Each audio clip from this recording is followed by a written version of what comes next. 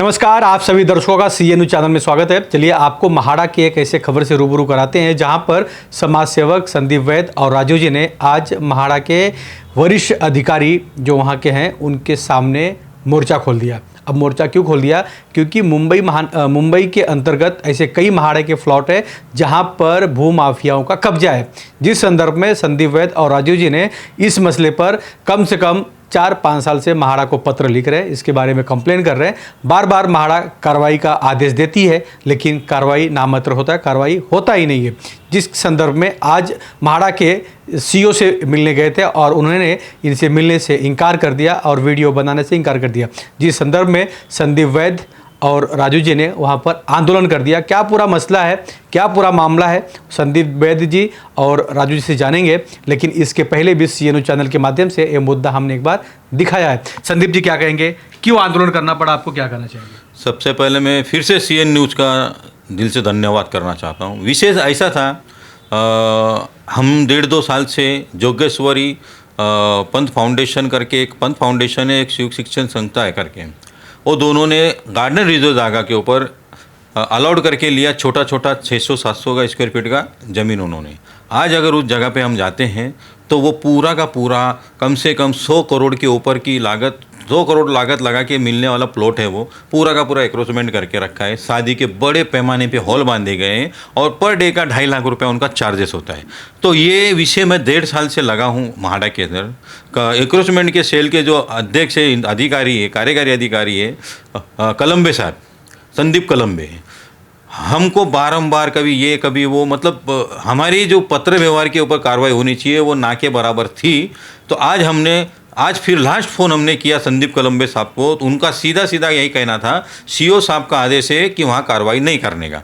तो वो विषय को लेके हम CO साहब से मुलाकात करने गए, क्योंकि आज मंगलवार का दिन होता है और मंगलवार के दिन जनता से मिलने का समय होता है 3 से 5। तो वहाँ पे 4:30 बजे हम वहाँ बैठे हुए थे। CO मंत्रालय चला गया करके उनके PA ने हमसे कहा। हम बोले भाई ये जनता का टाइम है, ये मंत्रालय का टाइम नहीं है। तो उसके 10-15 मिनट के बाद में CO साहब वहाँ पे आए। तो हमने बोला सर देखिए आप हमको भेज दो संदीप कलम्बे सर साहब के पास। फिर संदीप कलम्बे बोलता है कि साहब ने मना किया है, इसका आप हमें राइटिंग में लिख के दे दीजिए, हमको जहाँ जाना होगा कोर्ट में जाना होगा, कोर्ट चले जाएंगे। उसके ऊपर उनका साफ कहना था कि कैमरा ऑन करके बात नहीं करने का, और बहुत कुछ बोला गया उन्होंने जो कि हमसे रिकॉर्ड नहीं किया गया है। बट हमने इसके लिए वहाँ पे संविधान के ऊपर और इसके ऊपर ऐसा लग रहा है कि हमको बलात्कार किया जा रहा है महाड़ा के कर्मचारियों के, जैसे इनके बर्ताव से हमको ऐसा लगा। इसके लिए 1.5 साल से हमने जो बात की थी, उसके बाद में आज ये मुद्दा हमने ऐसा किया है कि आज CO से हम आपके चैनल के माध्यम से मैं राज्य के माननीय मुख्यमंत्री फडणवीस साहब से कहना चाहता हूँ,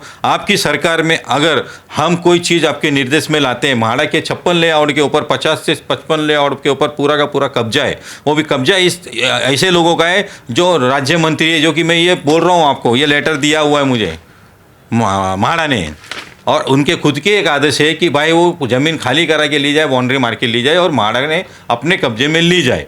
वो ना करते हुए ये दोनों जन पंथ फाउंडेशन और शिववर्धनी शिक्षण संस्था, पंथ फाउंडेशन को एक राज्य मंत्री है दुबे करके, उनकी है। मैं क्यों बता रहा हूँ आप सुन लीजिए। मैं वीडियो में भी मेरी जो चल रही है वीडियो लाइव जो चल रही है वायरल हुई है, उसमें भी मैं बार बार ये कह रहा हूँ कि एक राज्य मंत्री की जगह इसके लिए आप कार्रवाई क्यों नहीं करते हैं। वहाँ पे दोनों के ऊपर दोनों ने कब्जा करके रखा हुआ है। ये मेरा कहना नहीं है, महाड़ा का खुद का आदेश है कि भाई तुमने जगह कब्जा की हुई है, तुमको हमने जो काम करने के लिए दिया था वो नो करके तुम बिजनेस वहाँ पे चालू करके रखे।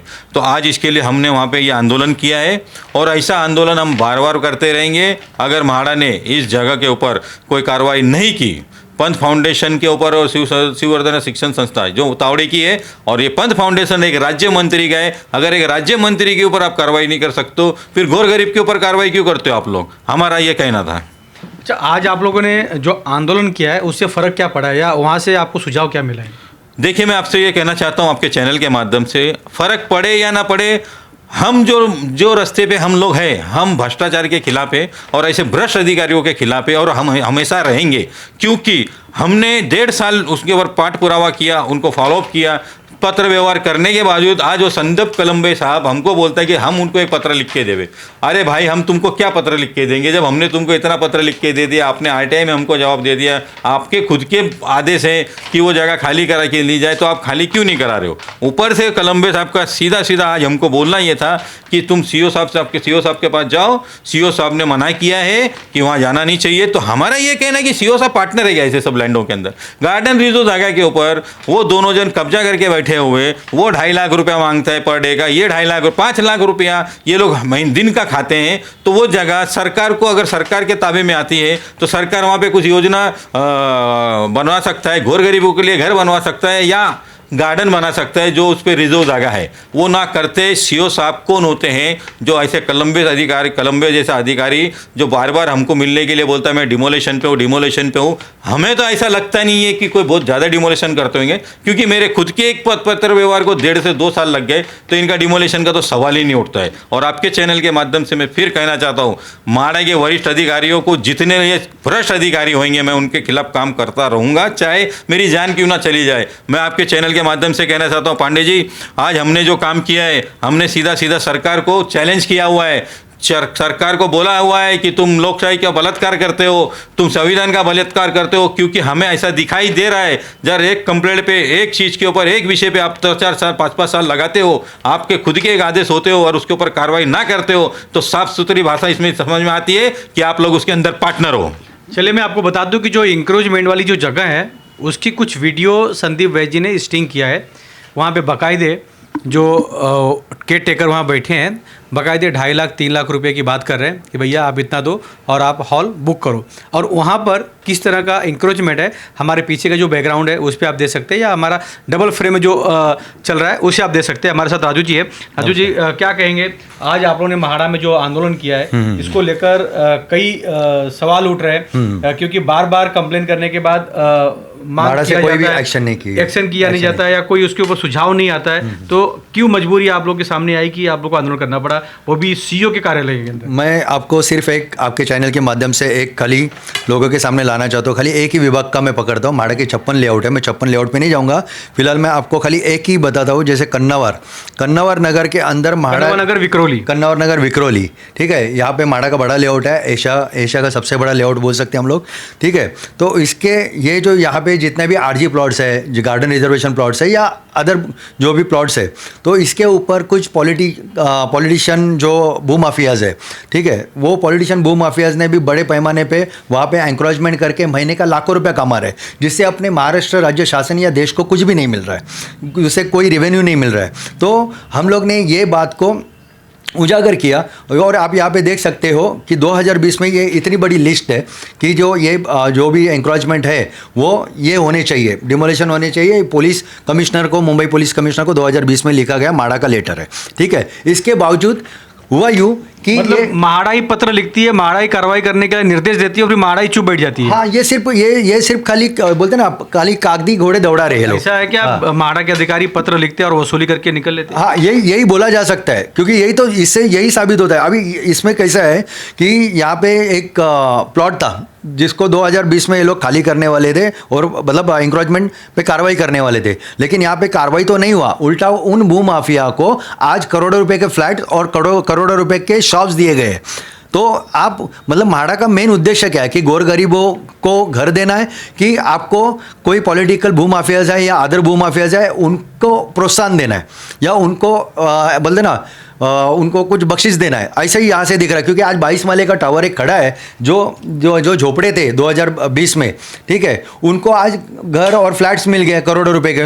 तो जिन्होंने एंकरेजमेंट किया वो तो करोड़पति बन गए, लेकिन जो गरीब है, आज ये अपना कन्नौर नगर का जो ट्रांजिट कैंप है, 40 से 45 साल से लोग यहाँ पे जो एकदम बोलते ना बहुत कंडम स्थिति में जो वहाँ पे रह रहे लोग, तो उनको आज तक 40-45 साल से उनको एक हक का घर नहीं मिला है गरीब को। और माड़ा के अधिकारी करते क्या है कि जहाँ पे भी कोई बड़ा प्राइवेट बिल्डर है, वो कोई संस्था के माध्यम से कोई जगह मांगता है और वहाँ पे कोई गरीब का इंक्रोचमेंट है, तो वहाँ पे वो रातों रात तोड़वा दिया जाता है नोटिस देके। फिर आप ये पॉलिटिशियन जो भी बड़े बड़े माफियाज है, तो और जो करोड़ों मतलब बोलते ना सैकड़ों करोड़ों के जो प्लॉट्स है, तो उन पे कार्रवाई क्यों नहीं होती है? हम लोग सबूत के साथ आप मतलब म्हाडा के हम लोग निदर्शन में ये हर चीज़ सबूत के साथ देने के बावजूद कार्रवाई क्यों नहीं होती है, इसके रिगार्डिंग हम लोग बहुत सारी म्हाडा से मतलब छोटे से छोटे ऑफिसर से तो बड़े से बड़े ऑफिसर तक हमने ये बात रखी, लेकिन आज तक कोई भी कार्रवाई नहीं हुई। हमें लगता है कि म्हाडा के बड़े बड़े अधिकारी भी है ना, ये जानबूझ के इन ऐसी एंक्रोचमेंट में कार्रवाई नहीं करते और प्राइवेट बिल्डर के माध्यम से फेक योजनाएं वहाँ पे मैनिपुलेट करके ये लोग वहाँ पे प्राइवेट बिल्डर से पार्टनरशिप में ये लोग पूरे घोटाले कर रहे हैं।